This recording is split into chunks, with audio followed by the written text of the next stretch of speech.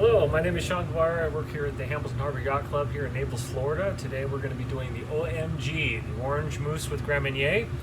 Big hit here at the club. I'm going to go over all the basics on how to make it and kind of troubleshooting if something's wrong. So we're going to start now, and I'm going to start working on the mousse first. Okay, so we're going to start with the anglaise. This is going to be the base for our Bavarian cream. This is going to be the mousse for the OMG. First, we're going to do half and half vanilla bean, citrus zest. I use a little bit of lemon and a little bit of orange here. I've got my eggs here. I'm going to pour half of my sugar in the egg yolks and half into the liquid. Make sure that you whisk, because that will cook the sugar, or will cook the eggs. The sugar will cook the eggs if you let it sit. Make sure that it's very, very, very, very well mixed. Turn on the heat.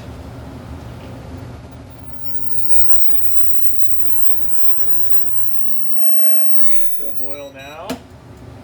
This kind of infuses all the flavors together.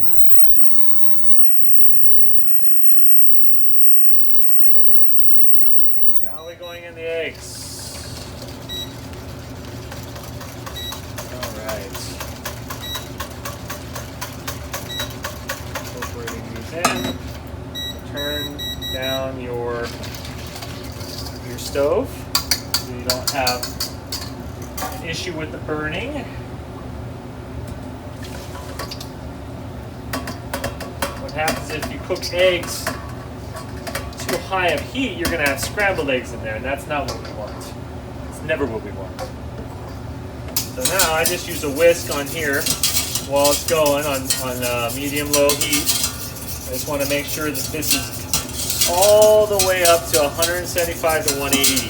That's going to be a nice setting point for it. Of course, that's Fahrenheit, not Celsius. Okay. I always make sure I use the whisk because the metal helps with the sticking of the eggs and cooking of the eggs in the bottom of the pan. This is kind of a little trick. All right, we're about 180 here. I'm just going to test it one more time, make sure that we don't have any issues here. We're at 180. Now I'll add my gelatin. Okay, my Grand Marnier. Okay. Right here. And now we're gonna stir it. Grand Marnier, gelatin, crème anglaise. Everything is in here. It's all getting mixed together really nicely. You don't have to worry about the temperature. It's not being set because when you take the thermometer test, you always know that you're accurate and you always know that you're consistent. Very important. All right. Okay, gelatin is all mixed in, melted. Grand Marnier is mixed in, melted inside, mixed well. Now, what we gotta do is, now we strain it on top of here. Okay. Now I'm going to get a little bit of this at the bottom. Take a little spatula, and that way you get everything out of the bottom. Okay. You don't want all those little pieces. You see all the pieces of the vanilla bean and the orange zest and all that stuff. You don't want any of that in your mousse. That's just going to cause an unpleasant mouthfeel. So what I'll do now is I'm just going to cover this with plastic wrap, and then I'll leave it on the marble till it gets to just slightly warm. I would say probably 100 degrees, 98, slightly warm to the touch. Okay, so we've got our anglaise is cooled to room temperature, a little bit above room temperature, a little warm to the touch. If I was to measure it right now, it'd be about 98 to 100 degrees. Just warm enough to the touch that it doesn't set. Okay, I cover it with plastic so it doesn't have a skin. Easier to incorporate. Okay, so I take the anglaise and I just pour it directly into my mousse, stirring as I go, stirring constantly. Okay.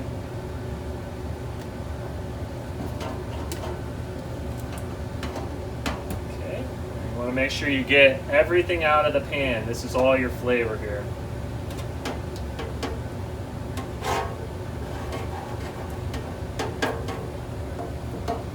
And of course, you can use this recipe with, doesn't have to be Grand Marnier, it can be limoncello, it can be, you know, any kind of liqueur that you can think of. It would work really well in here.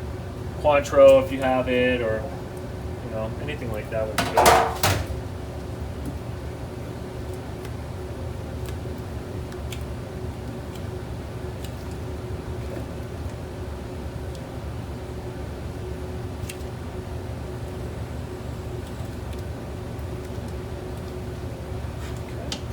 Now, when I whip the cream, I always whip it to soft peaks.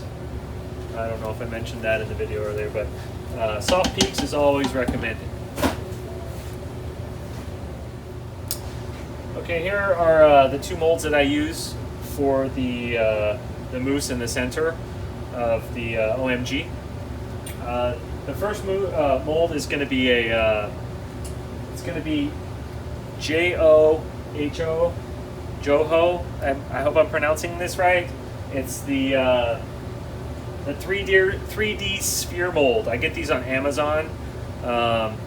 If you just look on Amazon with that name, Joho with J-O-H-O, 3D sphere mold, and that'll be this one here. Relatively inexpensive, like 10, 12 bucks.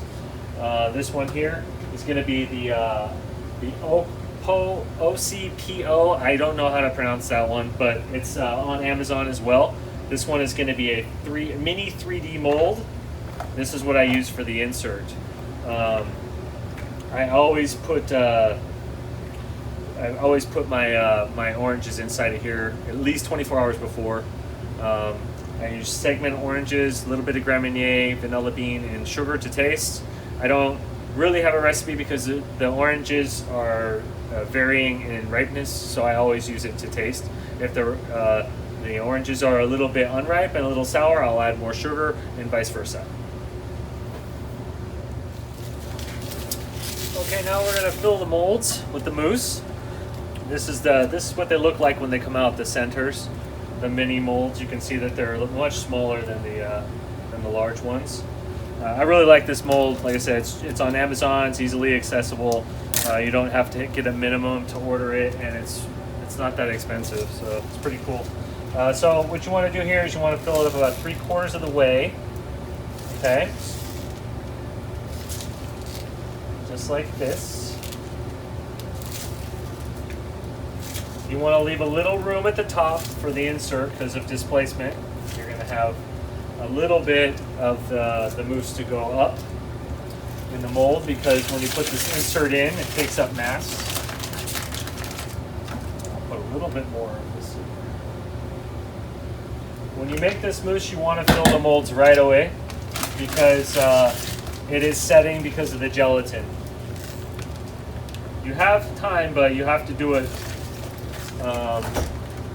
after you make it. You can't like put it in the fridge again and all that. It's just not going to have as much air in it.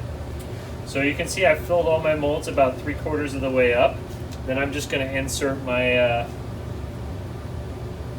my center right there, right in the center there.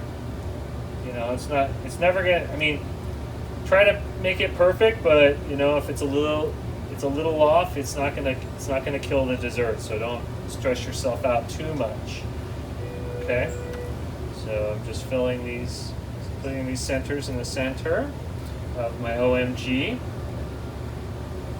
Okay. As you can see, they're all inside now. So I'll take a little bit of my mousse and I just cover the little top piece.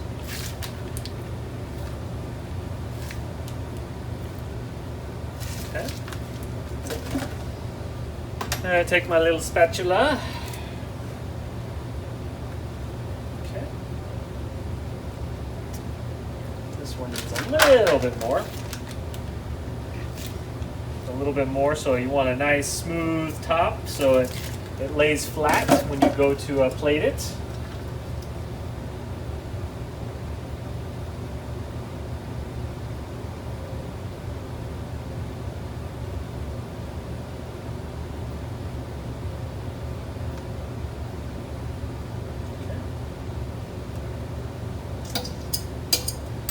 Voila, just like that, into the freezer.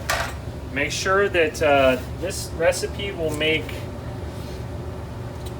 about 14 of these. It doesn't quite get all the way to 16, but I always reserve, I do 13 and I reserve a little bit of the mousse because that's the way you can create the top portion of the orange, which is the part of the decoration before you dip it. Now we put it right in the freezer, leave this in the freezer overnight, and then unmold it in the morning or afternoon when you come in. You don't ever want to do this the day of if you can help it, just because you're not going to get a really good freeze in just an hour or two. You need hours. You need at least 8 to 10 hours to freeze this properly. All right, so when you unmold the mousse, you want to make sure to put the top piece on, which is the make it look like an orange, the OMG. This is just a little bit of the soft mousse that I left over from the recipe earlier. So you want to make sure that you put it in there like this. See, it's got a nice top piece to it. Okay, then back to the freezer. All right, here we've got the chocolate glaze for the OMG. This is 50% white chocolate, 50% cocoa butter, and cocoa butter color. You can use a fat-soluble powder color, or you can use the liquid cocoa butter. Melt it to 42 to 45 degrees Celsius, then drop down in temperature, let it sit, and let it drop down to about 28, 29. Then glaze. So I pull out the OMG from the freezer with the top piece on. My glaze is at 29 degrees Celsius, and I'm ready to dip. So I put the skewer in first so I can hold it, and then I dip away.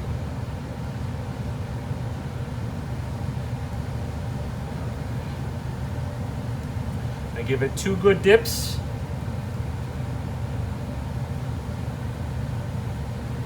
Okay.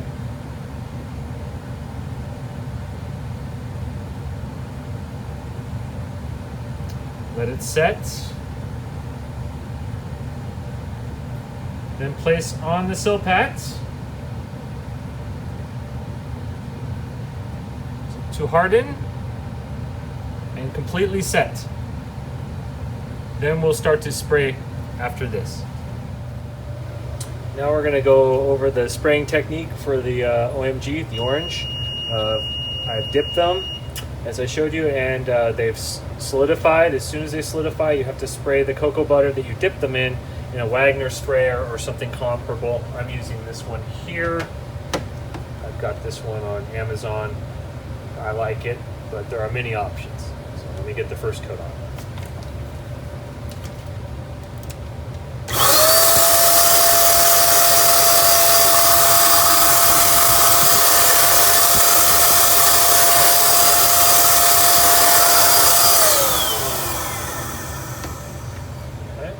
Now we're going to turn it and get the other side.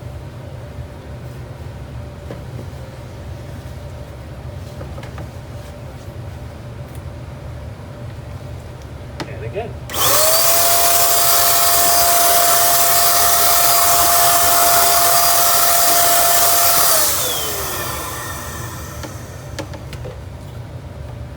Now, I'll remove the cocoa butter from the machine quickly, rinse it out, and put my warm neutral glaze into the Wagner sprayer and spray the clear coat onto it. Now I've got my clear glaze that has been warmed in the microwave put into the machine, and I'm going to spray a quick light layer of glaze on the top to give it shine.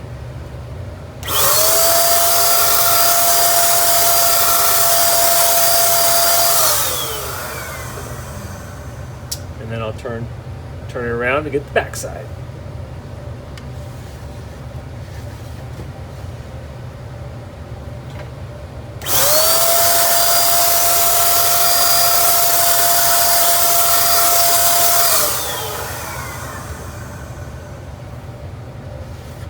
This gives it a nice velvet texture and nice shine to it. Now this is going to go into the fridge for a few hours to thaw completely, and it'll be ready for service tonight.